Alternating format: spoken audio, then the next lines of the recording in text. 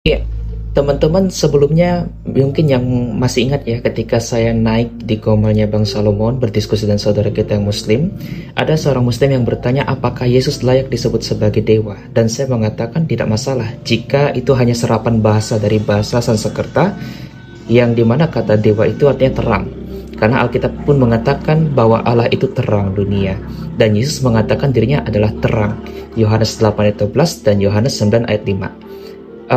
Lalu saya memberi komparasi perbandingan teman-teman. Di dalam Al-Quran, Allah pun dikatakan adalah terang, cahaya. Allah itu adalah cahaya.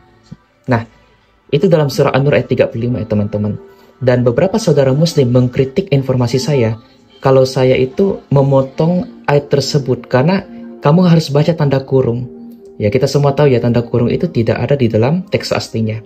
Setiap edisi terjemahan yang diterjemahkan dalam bahasa Indonesia ada tanda kurung, bisa diartikan sebagai pemberi, bisa diartikan sebagai sumber. Seolah-olah cahaya yang dikatakan di situ itu bukan cahaya kodrati atau esensial.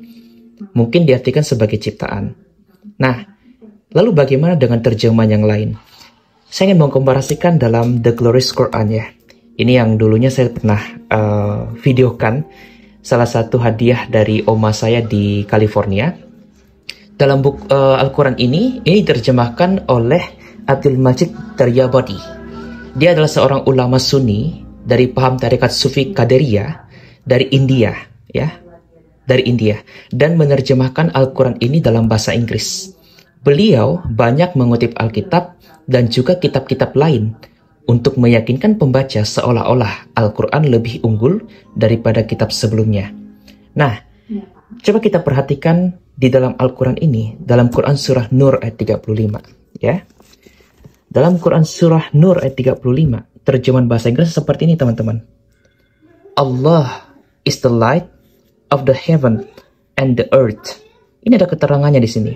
Pertama, kata Allah di sini tidak diberi kata source, atau tidak diartikan sebagai pemberi atau sumber seperti terjemahan Al-Quran yang ada di Indonesia. Ada kata footnote-nya di sini teman-teman. Di sini dikatakan He illumines the heart and homes of all believer, or He illumines those in the heavens and on the earth by His light. Conversion atau dibandingkan ya, bandingkan dengan NT atau New Testament berarti perjanjian baru. God is light and in him is no darkness at all. Mengutip 1 Yohanes pasal 1 ayat 5. Kira-kira terjemahan seperti ini. Allah is the light artinya Allah itu adalah terang ya. Adalah terang bagi langit dan bumi. Ini ada footnote-nya, kita baca di sini. He illumines atau yang dikatakan ia menerangi hati dan rumah orang-orang beriman. Oke? Ia menerangi hati dan rumah-rumah orang beriman. Atau dia menerangi. Menerangi apa di sini? Menerangi mereka yang ada di surga dan yang ada di bumi melalui terangnya. Terang siapa? Terangnya Allah. Menggunakan kata his di sini.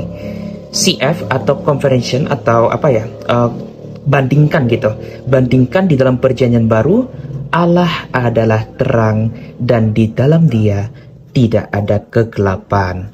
Mengutip surat 1 Yohanes 1 ayat 5. Jadi komparasi yang saya bandingkan dengan saudara muslim ketika mereka menolak surah Nur ayat 35. Ya sayang ya saya waktu itu tidak merekam.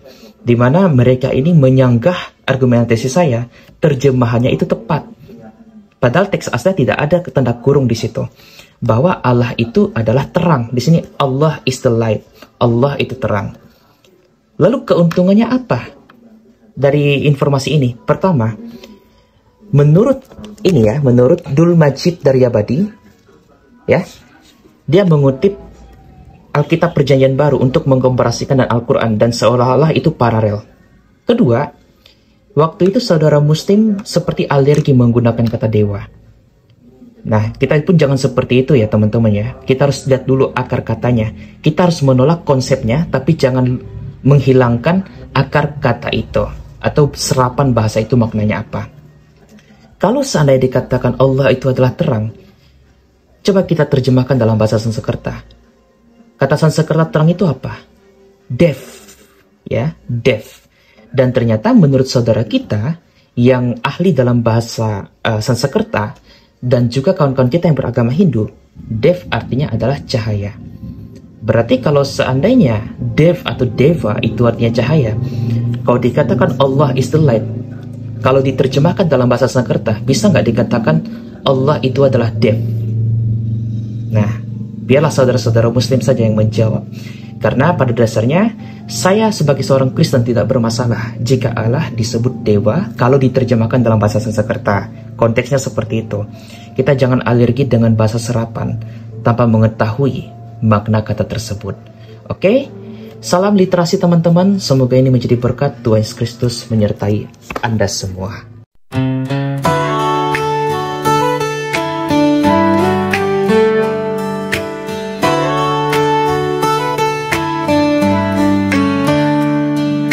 Pandanglah burung-burung di langit yang tidak menabur, tidak menuai dan tidak mengumpulkan bekal, namun diberi makan oleh Bapamu yang di sorga. Bukankah kamu jauh melebihi burung-burung itu?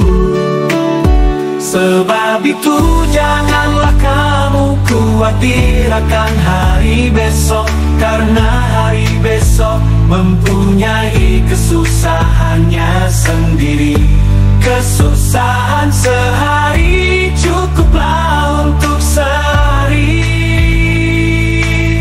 cukuplah untuk sehari.